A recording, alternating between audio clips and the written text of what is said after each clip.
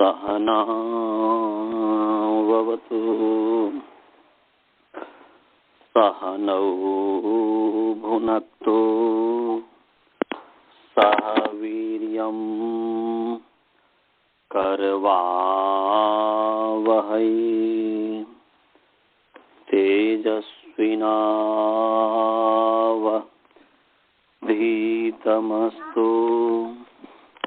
मा विद्विषावहै।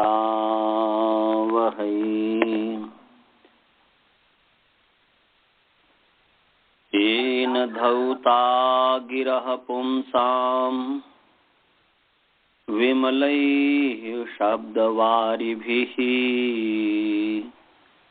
तमश्चाज्ञानजं भिन्नम् तस्मै पाणिनये नमः। वाक्यकारं वरुरुचिं भाष्यकारं पतञ्जलिं पाणिनि सूत्रकारं च प्रणतोऽस्मि मुनित्रयम्। ओम शांति शांति शांति। आप सभी को सादर नमस्ते। आइए आप सभी का प्रथमावृत्ति पाठ में स्वागत है। भगवान की कृपा से, ईश्वर की कृपा से हम प्रथमावृत्ति के जो पाठ जो है इको गुण वृद्धि, इस सूत्र को पढ़ रहे थे और इस सूत्र में जो मेद्यति की हमने सिद्धि कर दी थी, परंतु उसमें मेद्यति में जो है मिद य ति, इस अवस्था में य को मान करके जो है मिद की अंग संज्ञा है, और अंग संज्ञा होने से अंगस्य के अधिकार में पुगंतु लघु पदस्य च से गुण प्राप्त है। तो उसी से गुण प्राप्त है, तो फिर यहाँ पर मिदेर गुण अलग से सूत्र क्यों बनाया गया? तो इसका उत्तर यही है कि पुगंतु लघु पदस्य से गुण प्राप्त है, उसका जो है कंगति च से निषेध हो जाएगा। तो कैसे? तो यहाँ पर य को मान करके जो मिद की अंग संज्ञा है, य जो है शित है, श्यन है, दिवादी गण की धातु है, तो श्यन है तो शित है। शित होने से तिंग शित सार्वधातुकम, तिंग और शित की सार्वधातुक संज्ञा है।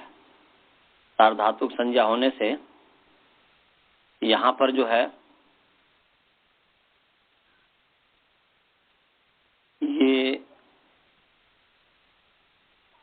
सार्वधातुकम अपित, इस सूत्र से अपित सार्वधातुकम गित भवति, गित पद भवति। पित भिन्नम सार्वधातुकम गित भवति।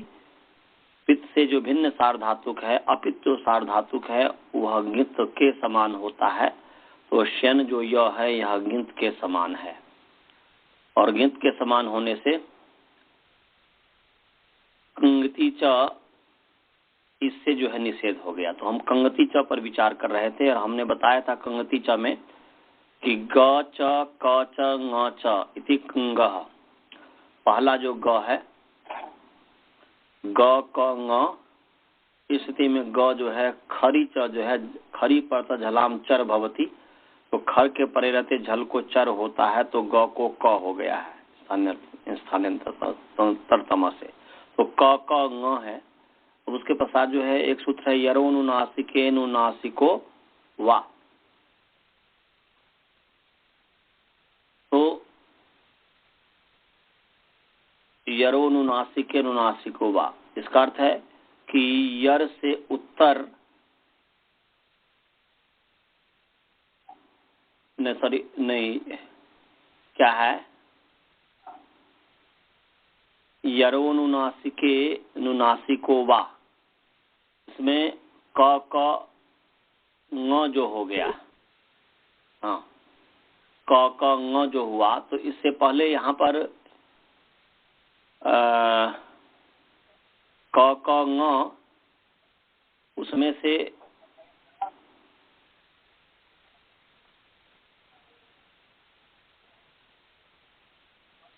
पहले जो ङ है कि यर को जो है अनुनासिक होता है, यर के परे रहते, अनुनासिक के परे रहते, तो ङ जो अनुनासिक है उसके परे रहते यहाँ पर जो क है उसको ङ हो गया है, तो क ङ हो गया।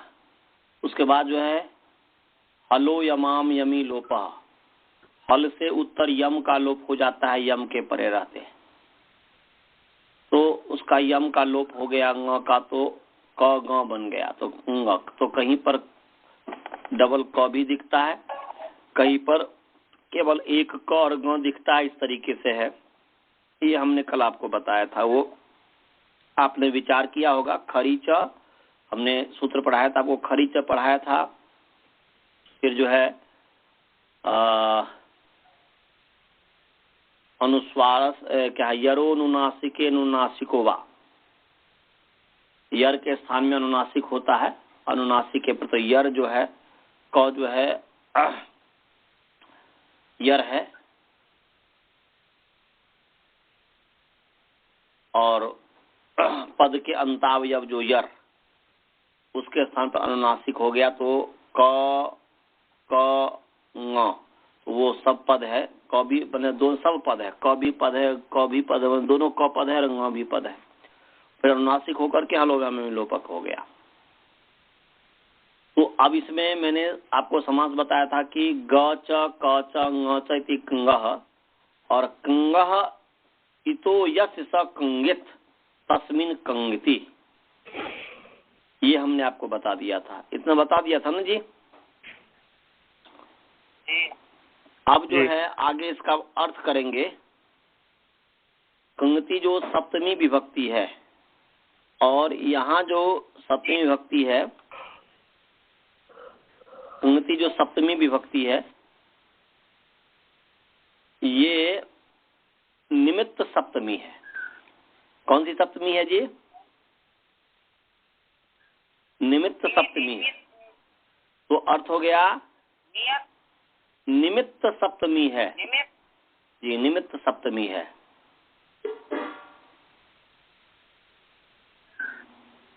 निमित्त आधार 3 प्रकार के होते हैं, सो पता है ना जी? कौन कौन से?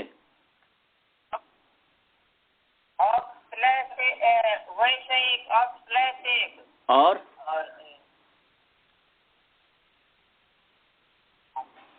औपश्लेषिक, वैषयिक, और तीसरा क्या है जी? अभिव्यापक। हाँ, तो 3 प्रकार के आधार हैं, औपश्लेषिक आधार, वैषयिक आधार और अभिव्यापक आधार। और औपश्लेषिक आधार में जो है, तो उसमें जो है हम सप्तमी को 3 भाग में बांट सकते हैं। एक निमित्त सप्तमी, दूसरा विषय सप्तमी, वैश्विक आधार इसलिए विषय सप्तमी हो ही गया। और तिलेषु तैलम, तिलों में तेल है, यह अभिव्यापक हो गया। और औपश्लेषिक जो आधार है उसमें हम निमित्त भी कर सकते हैं, पर सप्तमी, निमित्त सप्तमी। तो यहाँ पर कंगति च में पर सप्तमी न मान करके निमित्त सप्तमी मानना चाहिए। पर सप्तमी और निमित्त सप्तमी में भेद क्या है? पर सप्तमी और निमित्त सप्तमी में भेद यह है कि पर सप्तमी यदि मानते हैं तो तस्मिन् निर्दिष्टे पूर्व से जो परिभाषा है उससे अव्यभित पूर्व को, ठीक अव्यभित पूर्व को काम होता है। और निमित्त सप्तमी जब हम कहते हैं तो निमित्त सप्तमी में जो है बीच में व्यवधान हो जाएगा तब भी काम हो जाएगा। ये दोनों में अंतर होता है, इस पर हम और फिर बाद में आपको बताएंगे। अभी तो बस निमित्त सप्तमी है ऐसा समझ करके अर्थ करते हैं। सप्त के साथ माने इत का संबंध द्वंद्वान्ते द्वंद्वादो श्रूयमानम पदम प्रत्येकम अपि संबध्यते। इसका मतलब है कि द्वंद्व के अंत में या द्वंद के आदि में जो भी पद सुनाई देता है उसका प्रत्येक का संबंध होता है। तो ग च क च ङ च इति कंगह जो किया और कंगह के साथ फिर इतः का जो समास किया बहुब्रीहि, तो इतः द्वंद समास के अंत में सुनाई दे रहा है। इसलिए इत का संबंध क के साथ भी है, माने ग के साथ भी है, क के साथ भी है और ङ के साथ भी है। तो अर्थ हो गया गीति किति ङिति च निमित्ते। क्या अर्थ हो जाएगा जी? गीति किति और ङिति सबके साथ अलग अलग कर दोगे तो ये हो जाएगा। कंगिति निमित्ते कहो एक साथ, या इसमें तीन है, अभी हमने इतना कल बताया था। तो गीति किति ङिति च निमित्ते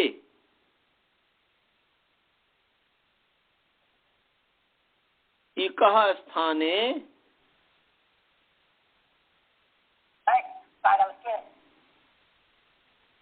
क्या बता रहा हूं जी? गीति किति ङिति च निमित्ते, गीति किति ङिति च निमित्ते इकः स्थाने ये गुण वृद्धि प्राप्तस्तेन भवतः। गीति किति ङिति च निमित्ते इकः स्थाने ये गुण वृद्धि प्राप्तस्तेन भवतः। या सीधे वो तो छोड़ दीजिए, ऐसा ही सीधे कीजिए, गीति किति ङिति च निमित्ते इकः स्थाने गुण वृद्धि न भवतः। समझ गया जी? न इकः स्थाने गुण वृद्धि न भवतः, क्योंकि गुण वृद्धि द्विवचन है ना जी। गीति किति ङिति च निमित्ते इकः स्थाने गुण वृद्धि न भवतः।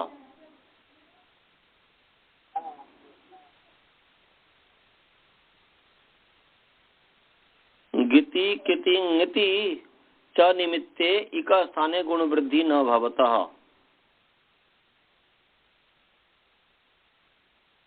और पर सप्तमी मानेंगे तो हो जाएगा गीति किति ङिति च परतः या परे, माने गीति किति ङिति च परे परतः इकः स्थाने गुण वृद्धि न भवतः।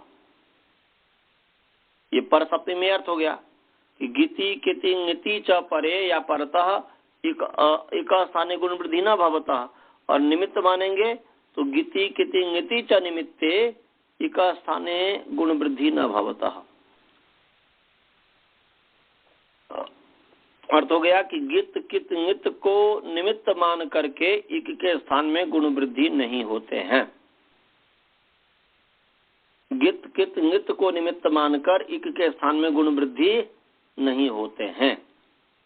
तो यहाँ पर देखो मिद है और श्यन है और तिप है। तो श्यन माने य, तो मिद य जो है इसको सार धातु कमपित से ङित है कि नहीं?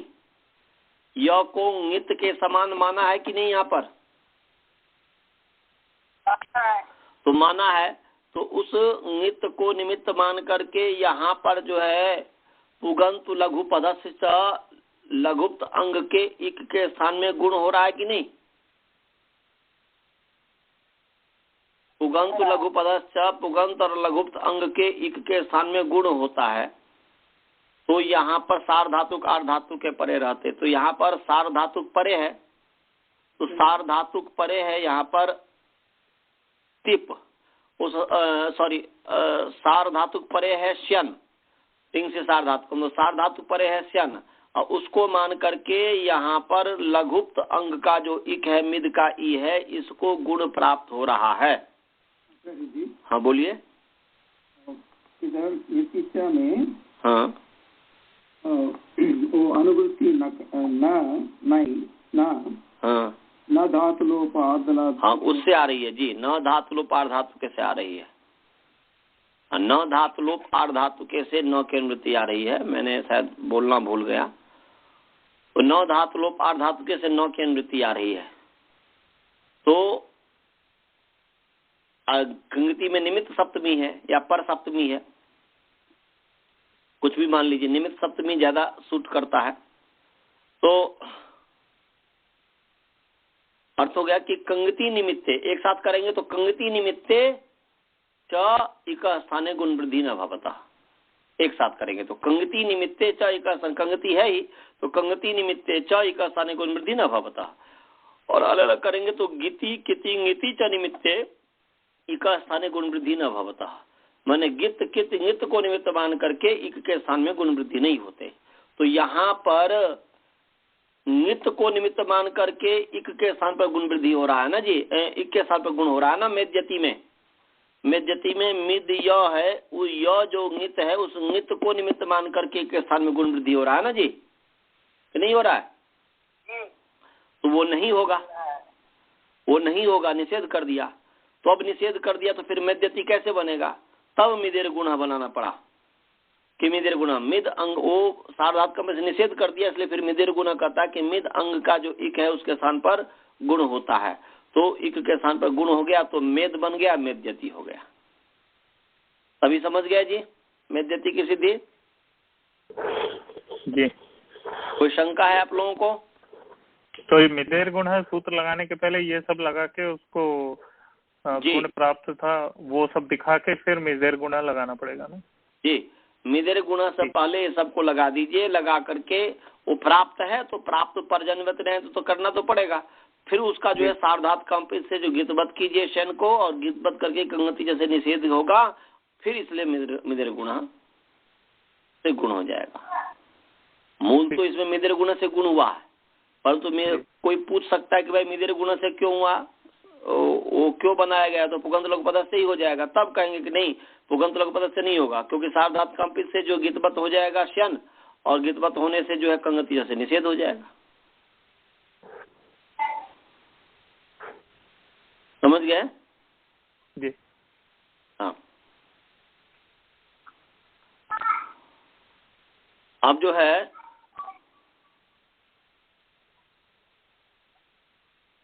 अब आगे चलते हैं। मेद्यति की सिद्धि हो गई है। मेद्यति के बाद क्या है जी? मार्ष्टि। क्या है?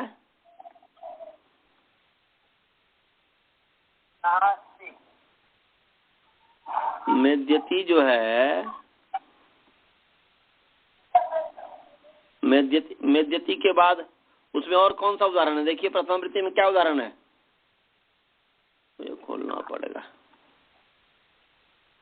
मार्ष्टि है। एक बार मैं जो है पूरा उदाहरण देख ही लेता हूँ। रुकिए, हमें प्रथम वृत्ति निकालने दीजिए। ऑनलाइन में तो आचार्य जी, ऑनलाइन जो है उसमें तो लिखा है मेद्यति चेता कर्ता जयति मार्ष्टि अलावित। तो मार्ष्टि ही है, बाकी सब तो हो गया। तो ये जो है देखिए, इको गुण वृद्धि, इको गुण वृद्धि, इसमें जो है, इसमें हमारे में जो दे रहा है उदाहरण, मेद्यति चेता कर्ता जयति मार्ष्टि अलावित। तो इसमें चेता कर्ता जयति की सिद्धि तो हमने कर दिया है। अलावित क्या क्या है ना जी? अलावित भी हो गया। चेता कर्ता जयति और अलावित, इसकी सिद्धि हो गई है। वो सब गुण उदाहरण है। चेता गुण का उदाहरण है, कर्ता का उदाहरण है, जयति गुण का उदाहरण है, और अलावित वृद्धि का उदाहरण है। अलावित जो है वृद्धि का उदाहरण है। मार्ष्टि माने मेद्यति चेता कर्ता जयति जो हो गया, ये जो है गुण का उदाहरण हो गया, और मार्ष्टि और अलावित जो है वृद्धि का उदाहरण हो गया। उसमें से अलावित हमने पीछे पढ़ा दिया हुआ है, तो उस समय इको गुण वृद्धि हमने उपस्थित किया ही था, क्योंकि यहाँ पर सिचि वृद्धि परस्मै पदेषु है ना जी। ये लगता है कि अतोहलादेर लघोल नहीं, ये सिचि वृद्धि परस्मै पदेषु लगेगा तो लव हो जाता है, फिर जब अलावित बन जाता है। तो वो हमने बता दिया है। केवल मार्ष्टि की सिद्धि अभी हम करेंगे, बस एक सिद्धि करेंगे तो इको गुण वृद्धि हो जाएगा। तो आइए मार्ष्टि की हम सिद्धि कर रहे हैं। मार्ष्टि, मार्ष्टि में मृजुष धातु है। क्या जी? मृजुष शुद्धौ, मृजुष शुद्धौ, शुद्ध करता है। मार्ष्टी का अर्थ है शुद्ध करता है। मार्ष्टी का क्या अर्थ है जी?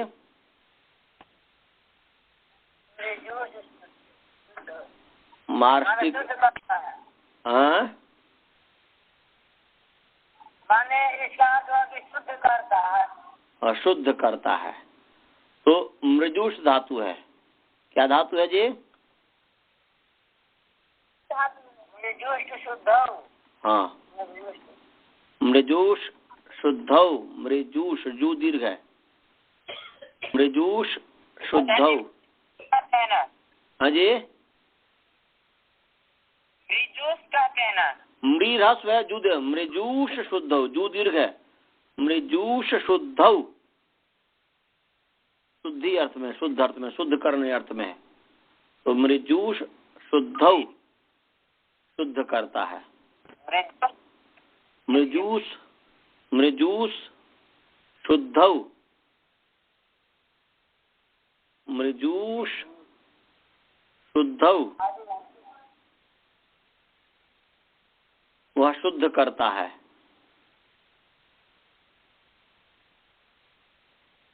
वह शुद्ध करता है।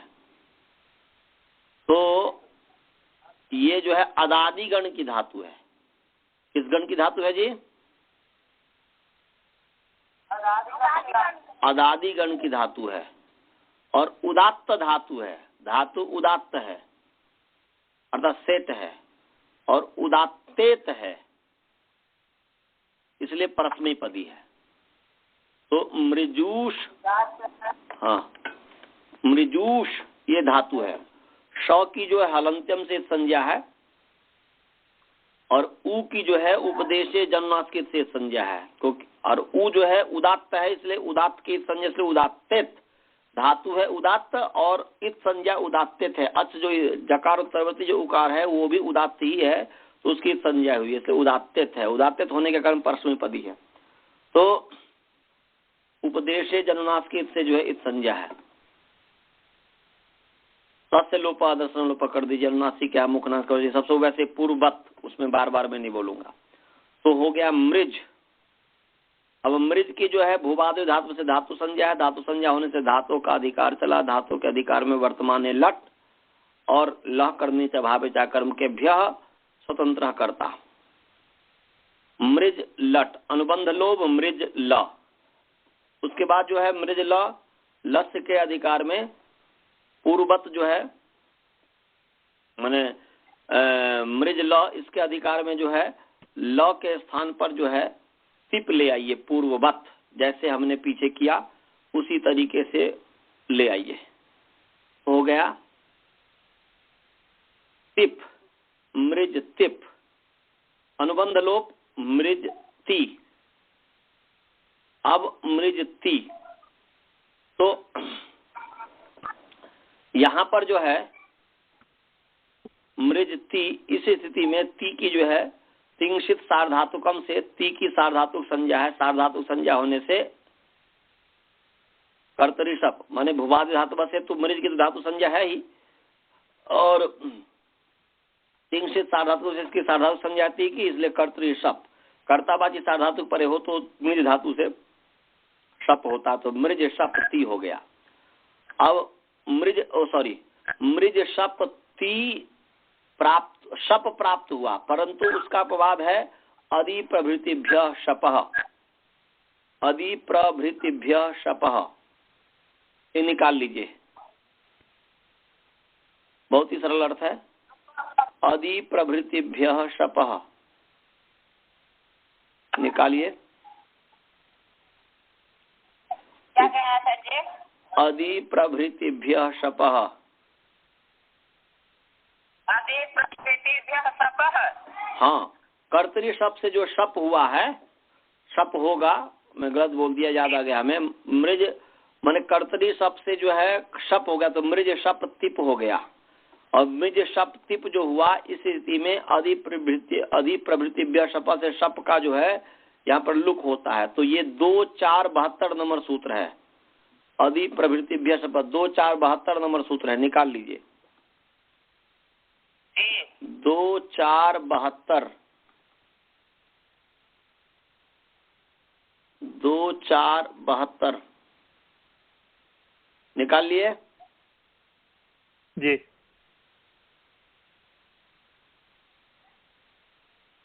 2 4 72 अधि प्रभृतिभ्य शपः। तो अधि प्रभृतिभ्य इकारांत पुंलिंग अधि प्रभृति शब्द पंचमी विभक्ति बहुवचन। इनमें बोल रहा हूं, इकारांत पुंलिंग अधि प्रभृति शब्द पंचमी विभक्ति बहुवचन। शपः पकारांत पुंलिंग शप शब्द षष्ठी विभक्ति एक वचन। और ऊपर से ण्यो क्षत्रियानि लुग्नियों, जहां पर भी सूत्र होगा उससे लुक की अनुवृत्ति आ रही है। कितने नंबर सूत्र है? ण्यो क्षत्रियानि लुग्नियों, उससे लुक की अनुवृत्ति आ रही है। हाँ जी, 58 नंबर सूत्र। 58 नंबर सूत्र है जी, 58 नंबर सूत्र है। तो ण्यो क्षत्रियार्थित यूनि लुग्नियों, इससे लुक की अनुवृत्ति आ रही है और पंचमी है। तो क्या अर्थ हो गया? अधि प्रभृतिभ्य का समास है अधि ही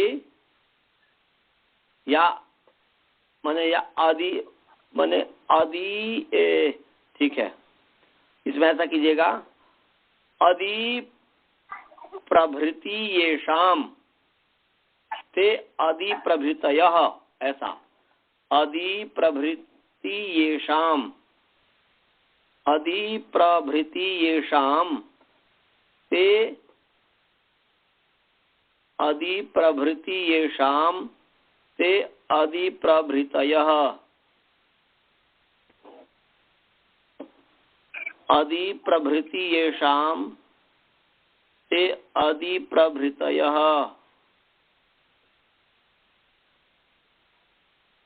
अधि प्रभृति येषाम ते अधि प्रभृतयः।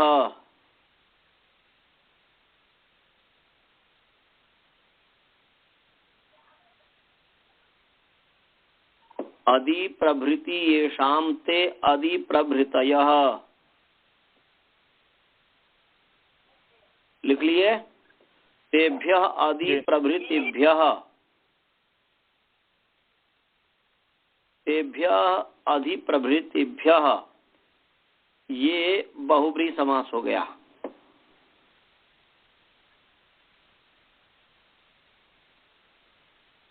अधि प्रभृति, प्रभृति माने आदि, प्रभृति प्रकार, 2 प्रकार के होते हैं ना जी।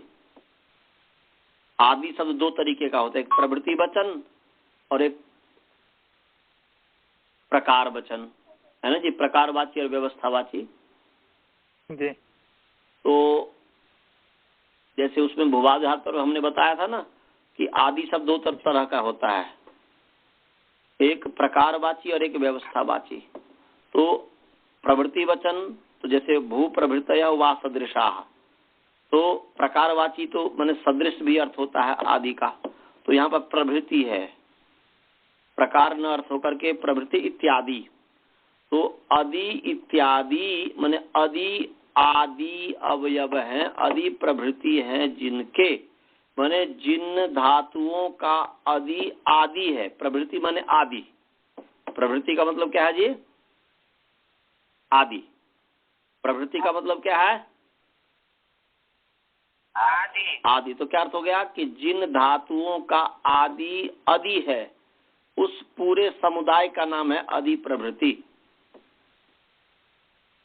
जिन धातुओं का आदि धातु अधि धातु है, माने अद धातु है, अदभक्षणे अद धातु है, उसको कहते हैं अधि प्रभृति। तो अदादिगण माने करेंगे अधि प्रभृति माने अदादिगण पठितेभ्यः धातुभ्यः, ये मतलब हुआ। अधि प्रभृतिभ्यः का मतलब क्या हुआ जी? अदादिगण पठितेभ्यः धातुभ्यः।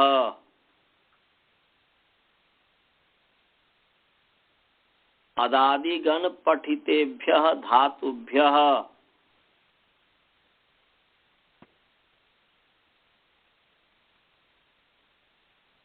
अदादिगण पठितेभ्यः धातुभ्यः।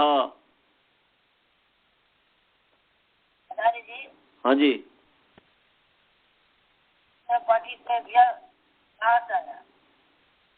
मैंने अपने तरफ से क्या कि भाई अदि प्रभृति का मतलब कि अदि आदि अवयव है जिसके, तो अदि माने अध धातु आदि, तो अदादि गण में आप जो है जितने भी धातु हैं देखोगे उसका सबसे पहला धातु क्या है?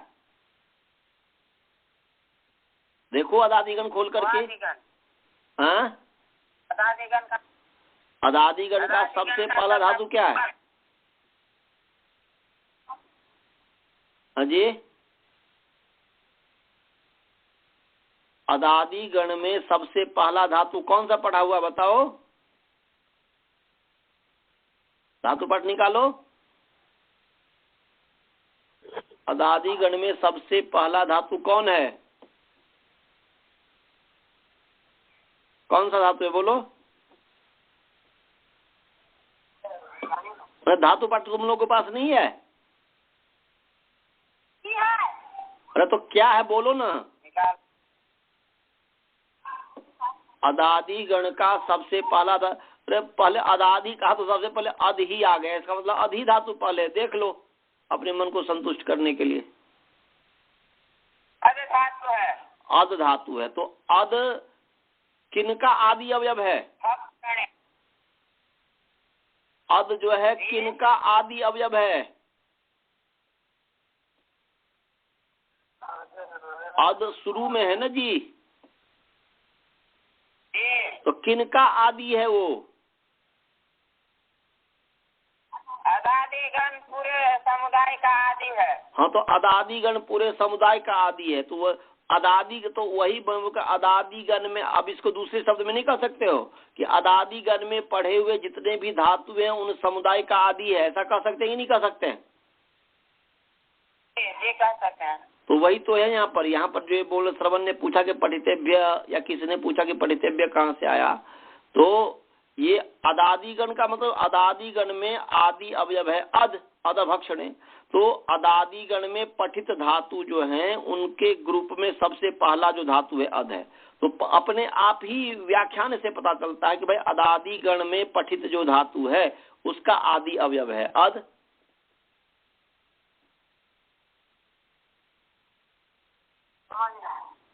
समझ गए?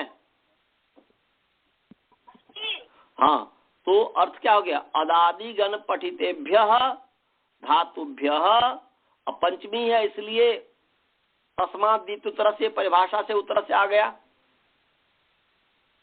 आया कि नहीं? तो अदादिगण पठितेभ्यः धातुभ्यः उत्तरस्य अव्यभित से उत्तर से जोड़ दीजिए, अव्यभित।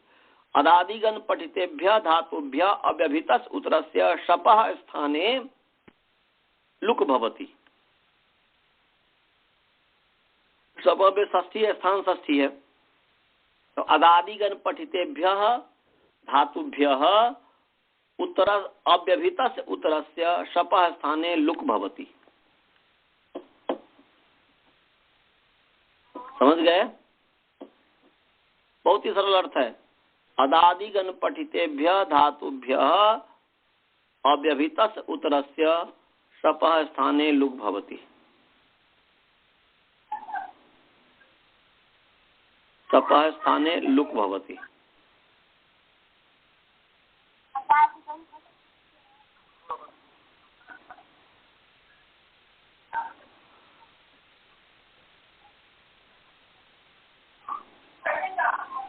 अदादिगण पठितेभ्यः धातुभ्यः उत्तरस्य शपः स्थाने लुक भवति। तो अर्थ माने अदादिगण पठित जो धातु है उससे अव्यभित उत्तर, ठीक अव्यभित माने ठीक उत्तर, ठीक बाद में जो शप है उसके स्थान पर लुक आदेश होता है, लुक हो जाता है। पर लुक क्या है? तो प्रत्यय लुक स्वरूप, प्रत्यय का जो आदर्शन है उसका नाम लुक स्वरूप है, तो यहाँ पर लोप हो गया, मैंने लुक हो गया, तो हो गया क्या हो गया? मृज, शप का लुक कर दीजिए तो मृज तिप, क्या हो गया जी? मृजती, माने मृज शब्द ती था, उस शब्द का लुक हो गया तो मृज ती हो गया। अब ती को मान करके मृज की अंग संज्ञा है यस्मात् प्रत्यय विधिशा प्रत्यंगम से, और अंग संज्ञा होने से अंगस्य का अधिकार चला, और अंगस्य के अधिकार में यहाँ पर मृजेर वृद्धि ही, ये सूत्र लग गया। निकालिए 7-2-114 नंबर सूत्र निकालिए। 7-2-114 7-2-114 नंबर सूत्र निकालिए। मृजेर वृद्धि 7-2-114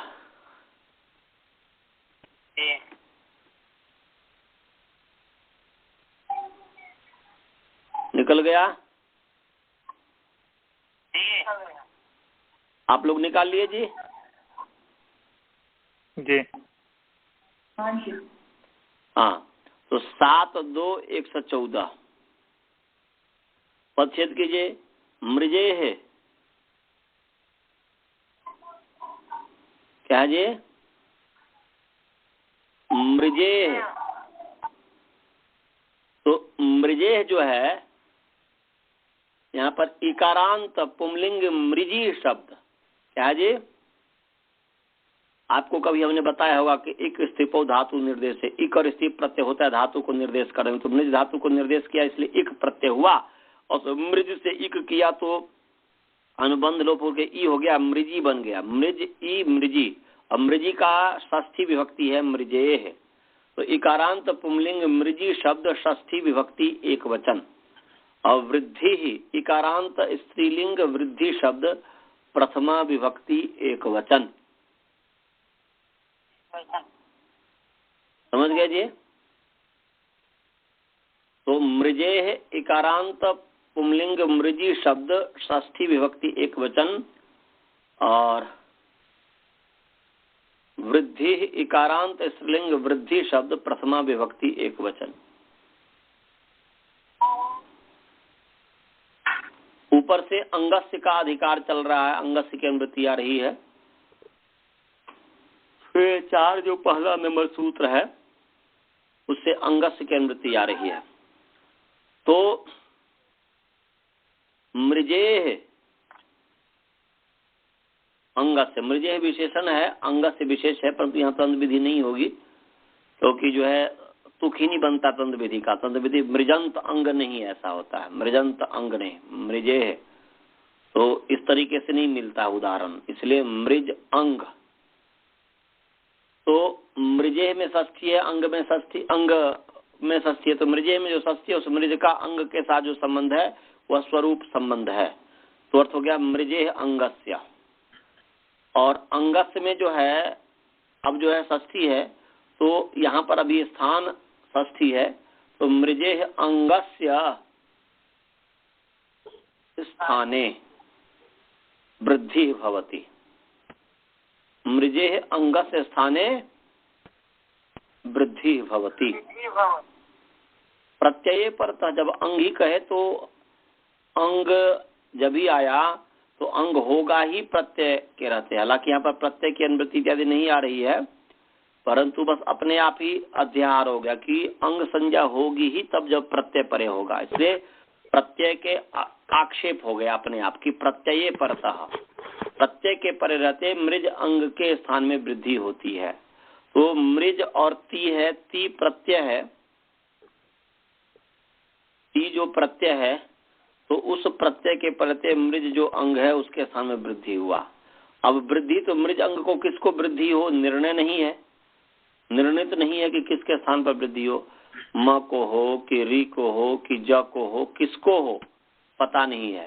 तो अनियमे नियम कारणीय परिभाषा भवती, तो यहाँ पर नियम कर दिया कि इको गुण वृद्धि। बोल रहे हैं कि जहाँ पर गुण और वृद्धि कह करके माने गुणश्च वृद्धिश्च यत्र श्रूयते तत्र इक स्थान गुण वृद्धि भवत, तो यहाँ पर मृजे वृद्धि में वृद्धि सुनाई दे रहा है।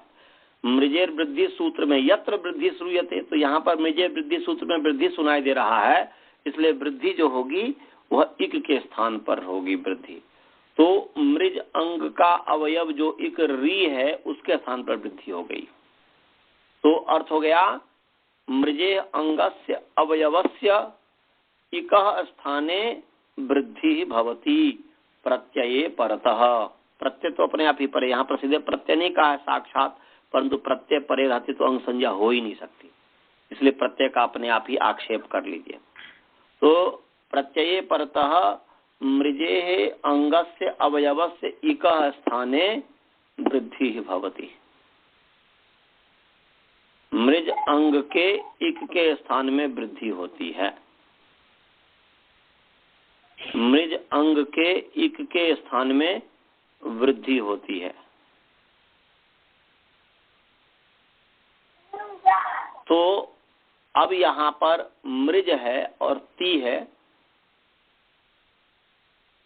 इको गुण वृद्धि कैसे लग गया, समझ में आ गया सभी को जी? जी हाँ, तो मृजती है तो यहाँ पर मृज अंग के इक के स्थान में, तो यहाँ पर इको गुण माने इको गुण वृद्धि परिभाषा जो है ये इसने निर्णय कर दिया कि अंग के जो इक है री उसके स्थान पर वृद्धि होगी। तो वृद्धि क्या है? तो वृद्धि आदेश, आयु की वृद्धि है, वृद्धि संज्ञा आदेश वृद्धि स्यात्। तो अब इसके स्थानांतरतम, तो री का स्थान मिल ही नहीं रहा किसी से, तो उरन रपरह ये परिभाषा से रिवर्ण के स्थान में अण जो है रपरह सन्नैव प्रयुज्यते, तो री जो है अण जो होगा तो अर सहित होगा, तो वृद्धि में आर गुण में अर, तो जब ही आर होगा तो री का स्थान मूर्धा है और आर में अ का स्थान कंठ, र का स्थान मूर्धा, तो री के स्थान पर आर हो गया, तो मार्ज ती हो गया। क्या बन गया जी?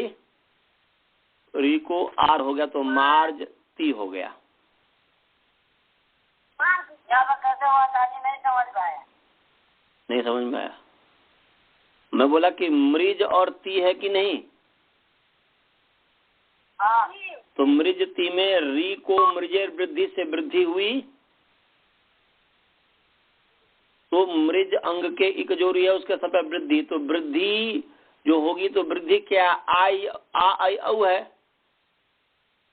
तो यहाँ पर स्थानांतरतम जो लगाएंगे तो वैसे तो लगेगा नहीं, क्योंकि री का स्थान है ऋटोसा मूर्धन्या और वृद्धि में आ का स्थान है कुविसन्या कंठ्या कंठ स्थान है, और ऐ का स्थान एदो कंठ तालव्यो कंठ और तालु है, औ का है ओदव तो कंठोष्ठ कंठ और ओष्ठ है। तो री के साथ किसी का भी मेल नहीं हो रहा है, किसी के साथ स्तंभ नहीं है। तो उरन रपरह परिभाषा जो ये सूत्र है कि उह अन रपरह, ये पहले भी पढ़ाया हूँ कारक इत्यादि की सिद्धि में। तो रिवर्ण के स्थान में अण जो होगा तो यहाँ पर री जो है मार्स्ट्री का जो मृज का जो री है उसके स्थान पर अन हो रहा है। अन माने अ ए ओ, सॉरी अन माने अ ई उ, तो उसमें से अ ई उ में से अ, तो यहाँ पर आ आई औ जो वृद्धि है उसमें से आ जो है ये अण है कि नहीं? अ का ही भेद आ है, तो आ अण है कि नहीं? पूर्व वाला अण, पर वाला अण नहीं, पूर्व जो अ ई उन वाला अण, तो उस अ के अंदर में आया कि नहीं? अणुदित सवर्ण चा प्रत्यय से ये अ का मतलब अ आ दोनों, अ के जो 18 भेद हैं तो वो आ हो गया। तो आ जो है रिवर्ण के स्थान में यदि अण हो माने अ आदेश हो या आ आदेश हो या ई आदेश हो या उ आदेश हो, कोई भी आदेश हो तो र सहित होगा, र परे वाला होगा। तो यहाँ पर जब भी आदेश की बात होगी री के स्थान पर तो वहां पर आर दिखेगा, माने आर वृद्धि जो हुआ आर ऐ औ है री वर्ण के स्थान में, तो आर जो हुआ तो अब री के स्थान पर जो है आर हो जाएगा, क्योंकि स्थानांतरतम से मिल गया।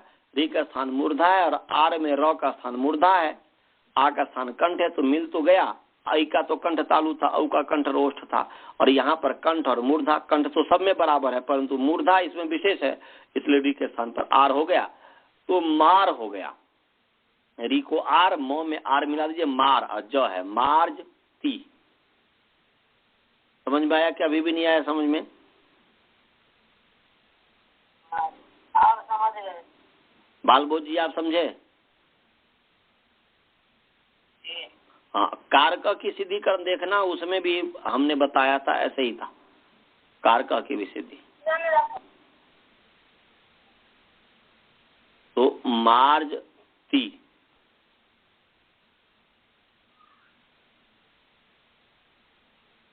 अब इस स्थिति में एक सूत्र है, भ्रश्च भ्रज स्त्रीज मृज यज राज भ्राज छशांश। इसको कल पढ़ाएंगे। यह भी 2 सूत्र है। भ्रजष्टु तब मार्ष्टी बनेगा, थक गया, बहुत थक गया। तो यदि आप लोगों को कोई प्रश्न हो तो पूछ लीजिए, नहीं तो पाठ समाप्त करते हैं। किसी को कोई प्रश्न है? राज भल्ला जी, वसुधा जी, हाँ जी, नहीं है। मंत्र पाठ करें। आनंद जी, किसी को प्रश्न है आप लोगों को? नहीं है सर। इसलिए मंत्र पाठ करते हैं। ओम पूर्णमदः पूर्णमिदं पूर्णात् पूर्णमुदच्यते पूर्णस्य पूर्णमादाय पूर्णमेवावशिष्यते। ओम शांति शांति शांति। चलिए जी, सभी को सादर नमस्ते। नमस्ते सर।